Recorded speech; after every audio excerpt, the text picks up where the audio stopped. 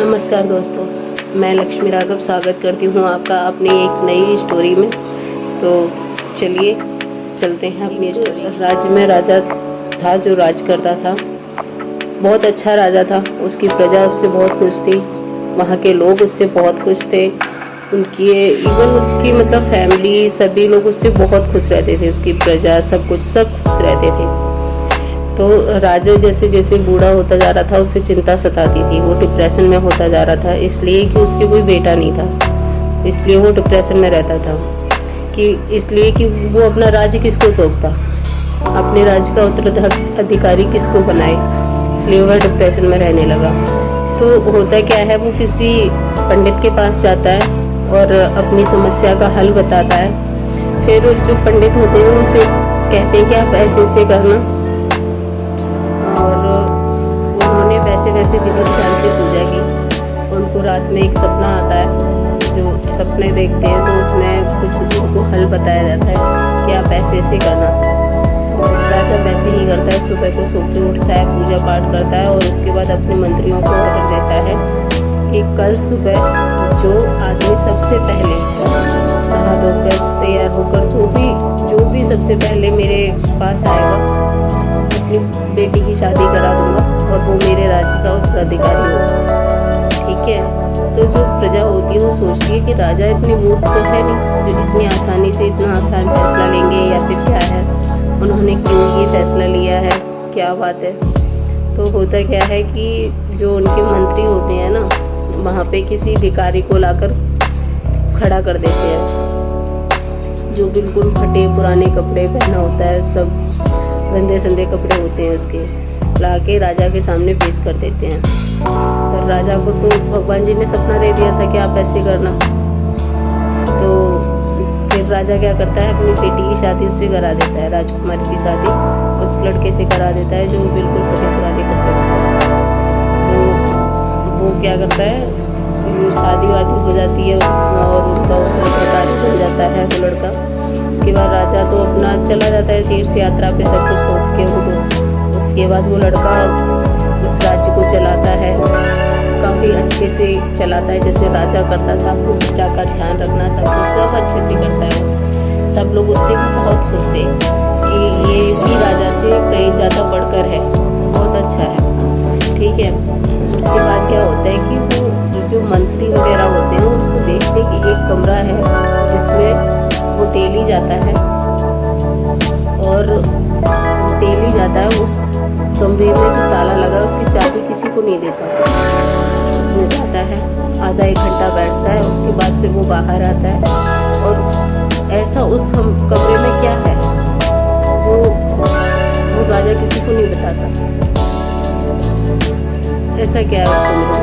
तो वो लोग बोलते हैं, मतलब सोचते हैं कि जो खजांची है वो उसकी चाबी उसके पास है।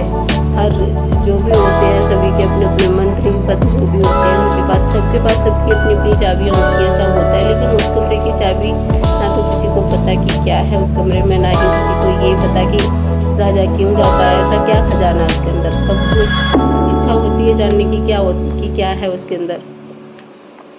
तो ये बात वो रानी तक पहुंचाता है, जो राजकुमारी होती है उसके पास, जो उसकी बीवी होती है उसके पास तक पहुंचाते हैं सभी लोग मिलकर कि आखिर इस रूम में ऐसा क्या है जो हमें किसी को भी जाने की इजाज़त नहीं है, ना ही हमारे पास चाबी है, ना ही हमें पता है कि क्या है इसके अंदर और क्यों है।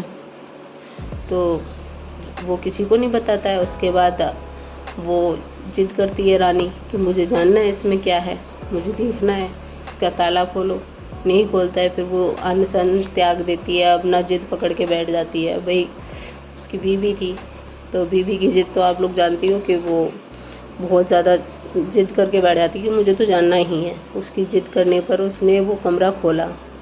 तो वो कमरा खोला तो सभी लोग हैरान रह गए कि देखकर जो उन लोगों ने वहाँ पे देखा, हैरान रह गए कि इसमें तो कुछ भी नहीं है सिवाय वो फटे कपड़ों के अलावा जो उसने पहले दिन पहन रखे थे।